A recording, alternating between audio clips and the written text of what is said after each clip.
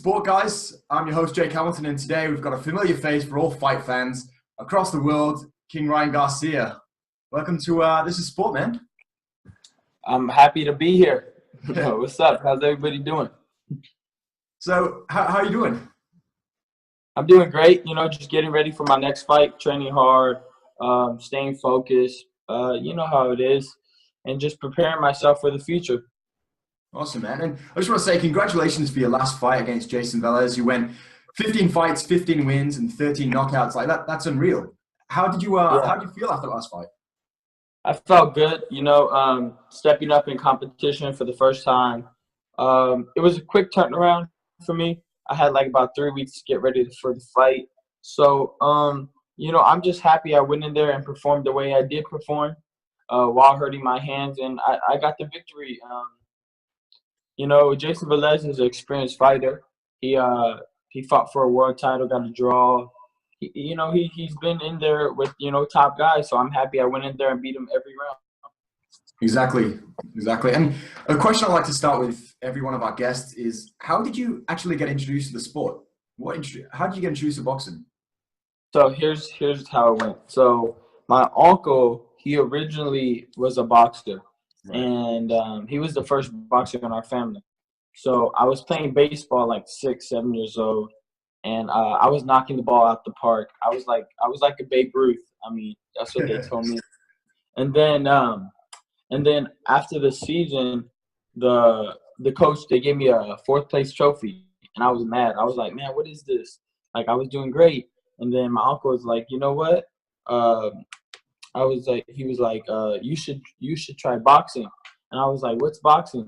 And then I was like, no, I don't want to. And then he showed me a picture of a championship belt. And then I was like, oh, shoot, how do I get that? And then he goes, you have to fight. And then he showed me in the garage, like, how to hit. Yeah. And then I was hooked after that. After he showed me how to hit the mitts, I was like, oh, let's do this. Yeah. Oh, wow. Yeah. There you go. And who inspires you in life? So obviously, everyone has this motivation. So it could be either like a boxer, it could be even your uncle, for example, yeah. Or it could just be anyone in life in general. Yeah.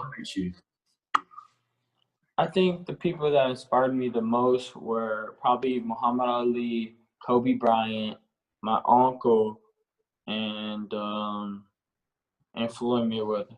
Those are like the 4 people that I really looked up to. And obviously, you work so hard every single day. It goes without showing. You work very hard. So, what do you actually do in your downtime? So, once you finish training, or say when you got a day off, or after you finish a fight and things like that, I know you enjoy your gaming and things like that. Like, enjoy playing games. What's one of the things that you love to do in your downtime? One of the things I love to do, I think, is probably go to the beach, chill with my friends and stuff like that. Normal stuff, normal life things. Nothing like crazy over the top. I also love playing video games. Sometimes, not really. I don't like playing Fortnite. Sorry, guys. Dude, that's huge. It's so big. That's my little brother's thing. He loves Fortnite, but I couldn't get into it. I'm just out there to pop stuff. I'm not trying to build up for it. I need to get the kills. That's it. But other than that, just normal life things. That's it. That's all I love to do. Yeah, no, exactly. And I recently seen on your Instagram, and a few of us were talking about it here in Australia. So did you take a girl to prom? Was it one of your fans that actually asked you and you went with her? Is that how it worked, or? Yeah, this is how it goes. So on Twitter, I have like nothing but girls. Yeah. It's like all a girl fan base. I don't know how that happened, but it did. And then so like I always get requests like, take me to prom. I probably have like over 10,000 requests of proms.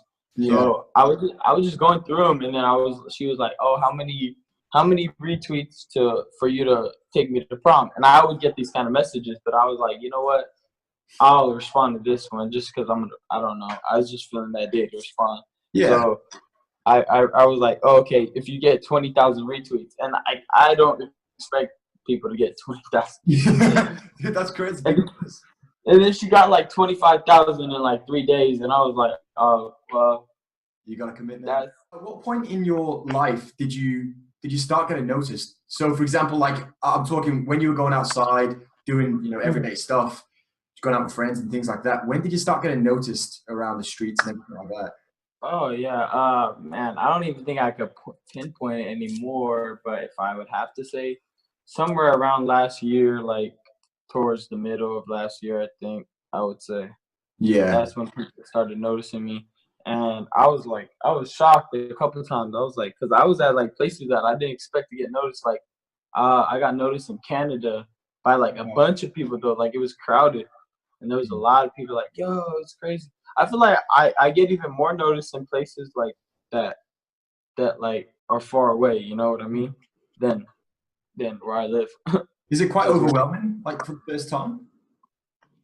I mean, it's not really that overwhelming. It probably will be later on in my life, but right now it's at like a chill mode. Like if I go to a sports bar, people will notice me, or if I go to a boxing event, then it's kind of overwhelming. If I go to a boxing event, then it's overwhelming because like there's so many boxing fans there. Yeah. That it's just crazy. But like normal life stuff, it's getting like there's a lot of people that always want to take pictures and stuff. Like exactly. Yeah. Like at the fitness gym, everybody wants to take pictures. Like when I come out the sauna, like everybody's waiting and they take pictures with me and stuff like that. So yeah, it's crazy. Yeah, definitely, man. We sent out a sort of like a question not too long ago. It was like 3 years now, and it was pretty much send in a question, and we'll ask Ryan Garcia when it comes around. And the one question, there's so many questions, man. And the one question that just kept coming up and up and up was the beef with you and Gervonta Davis. What started that, man? How did that come around? Basically, I wanted to, put the 130 division on notice. So I made a post and I was like, you know what? I'm ready to eat up the competition. There was like a picture of him, like just a head, just his head.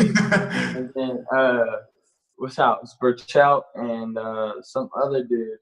I think it was Gamboa or somebody like that. And then he was like, "Shut up, kid! I'll knock all the dog shit out of you," or something like that. But I give him the respect. I was like, you know what? These 3 guys are the ones I want to fight because they're the best right now in my division. And then it was no disrespect. It just their heads were on my plate and I was eating them. So it was funny. It was funny. And then he got all mad. And then just now over the time frame of all our fights, he's always commenting on my stuff like, "You're a bum, blah, blah, blah, this, that." I don't really care. The dude, I'm ready to fight him anytime because I know I could beat him. He's 5'6". He's a little dude. And I just don't think he'll keep up my reach for a long time. I mean, he's a strong fighter, and he'll definitely come to fight. That's one of the fights that I feel like everybody wants to see, and it'll be a huge fight. Maybe I say this. This is what I say. I say fight right now, and then whoever wins, blah, blah, blah. And then we could fight 5 years from now. We're that young. We could do like boom, and we can see how we are in our prime, when we're young, and then boom, we'll see who's really the winner. Exactly. That's what I want to fight right now. Win or lose, it's a fun fight, and I know that everybody's gonna love to see it. And then we can fight 5 years from now. But his best chance of beating me is right now because I'm only 19. So I feel like he should take it right now. It's it's definitely a fight that everyone wants to see, man. Definitely. Yeah. And just quickly, last question. What are some of your goals for the rest of the year? So, obviously to do with fighting, you probably have a load of goals, but maybe what's a goal outside of boxing that you have? Outside of boxing, I'm venturing out into the entertainment business a little bit, not a lot, just dabbing into it. I got a lot of offers, so we're just gonna dabble into that a little bit, not a lot, because I'm really focused on this boxing.